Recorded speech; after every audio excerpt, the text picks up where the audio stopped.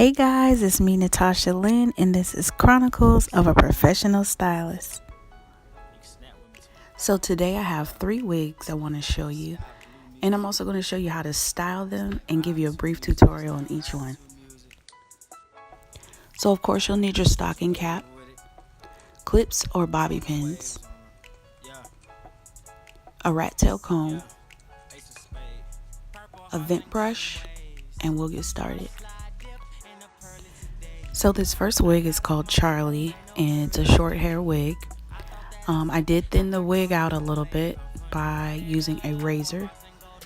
It's a cute short hair wig with a little red flare in the front, and it is also synthetic, made by Freetress. So this piece doesn't have clips or combs in it, and all it has is a strap, so you might want to use bobby pins to secure this one.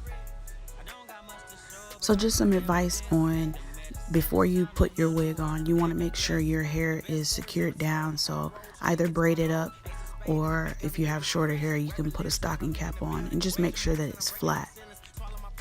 Another tip would be is not to give up so easily on your wigs.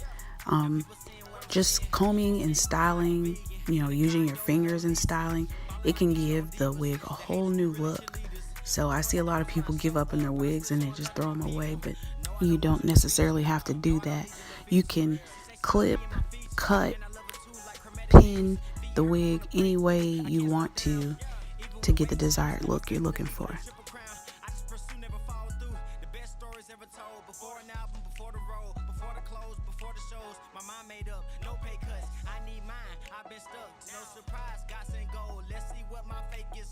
Okay, so the next wig is called Freetress Moonstone, and it's a really good wig. It's really lightweight.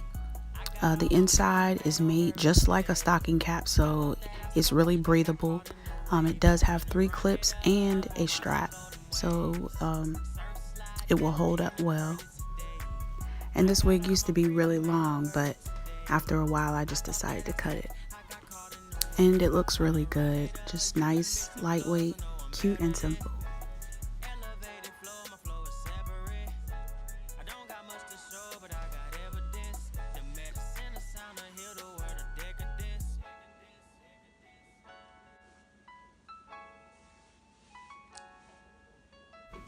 Okay, so this last one is called Marcella, and she is one of my favorite wigs.